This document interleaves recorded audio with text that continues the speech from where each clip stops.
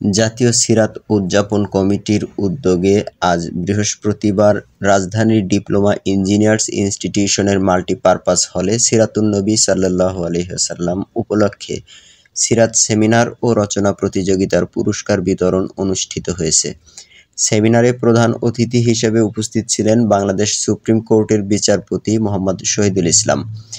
বাংলাদেশ মজলিসুল মুফাসসিরিনের কেন্দ্রীয় সভাপতি অধ্যক্ষ মাওলানা আব্দুল হামিদের সভাপতিত্বে অনুষ্ঠিত সেমিনারে বর্তমান শিক্ষা ব্যবস্থার অসারতা বনাম মহানবী হযরত মুহাম্মদ সাল্লাল্লাহু আলাইহি সাল্লাম প্রবর্তিত শিক্ষা ব্যবস্থার কার্যকারিতা শীর্ষক প্রবন্ধ উপস্থাপন করেন বাংলাদেশ ইসলামী বিশ্ববিদ্যালয়ের সহকারী অধ্যাপক ডক্টর মোহাম্মদ আব্দুল মান্নান।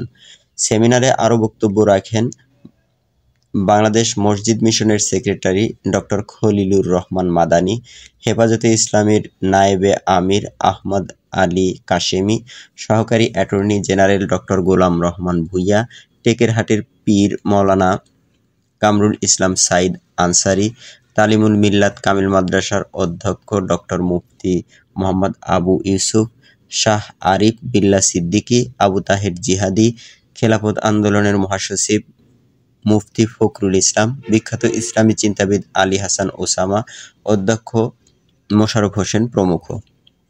প্রধান অতিথির বক্তব্যে বাংলাদেশ সুপ্রিম কোর্টের বিচারপতি মোহাম্মদ শহীদুল ইসলাম বলেন, বর্তমান শিক্ষা ব্যবস্থায় ইসলামের কিছুই নেই। ইসলামী শিক্ষা ব্যতীত যত শিক্ষাই গ্রহণ করা হোক না কেন, প্রকৃত মানুষ হিসেবে নিজেকে গড়ে তোলা যাবে না। জাগতিক ও পরকালীন জীবনের জন্য কোরআন ও হাদিসের শিক্ষা অর্জন করতে হবে। এজন্য কোরআনের বিশেষ বিশেষ আয়াত ও বিশেষ বিশেষ হাদিসগুলো পাঠ্যপুস্তকে অন্তর্ভুক্ত করতে হবে। সভাপতির বক্তব্যে মাওলানা আব্দুল হামিদ বলেন, প্রকৃত ইসলামী শিক্ষার অভাবে এদেশে একদল আলেম নামের ভণ্ড মানুষ সৃষ্টি হয়েছে।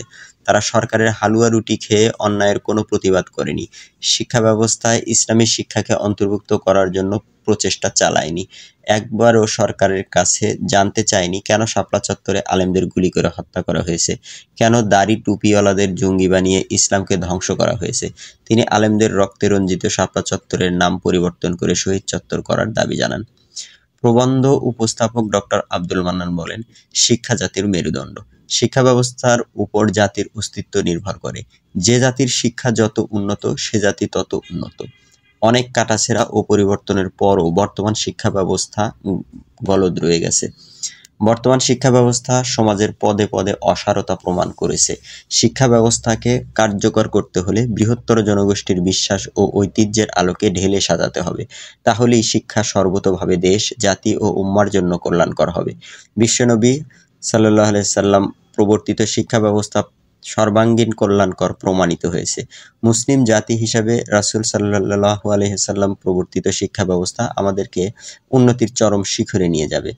সরকার সহ সংশ্লিষ্ট সকল পক্ষ যত দ্রুত অনুধাবন করতে পারবে, ততই আমাদের জন্য কল্যাণকর হবে। সেমিনারে দেশবরেণ্য উলামায়ে মাশায়েখ, শিক্ষাবিদ সহ বিশিষ্ট ব্যক্তিবর্গ বলেন, ইসলামী রাষ্ট্র প্রতিষ্ঠিত হলে ইসলামী শিক্ষা ব্যবস্থা প্রতিষ্ঠা সম্ভব। আওয়ামী ফ্যাসিবাদের প্রণীত নৈতিকতা বিবর্জিত কর্মবিমুখ শিক্ষানীতি এদেশের শিক্ষা ব্যবস্থা ও ছাত্র জনতাকে পুরোপুরি ধ্বংস করে দিবে। জাতি হিসেবে আমরা অনেক পিছিয়ে পড়ব। বক্তারা আরও বলেন, এদেশ থেকে ফ্যাসিবাদকে বিতাড়িত করা হয়েছে। এখন পাওয়া না পাওয়া হিসাব না করে ঐক্যবদ্ধভাবে দেশকে গড়তে হবে।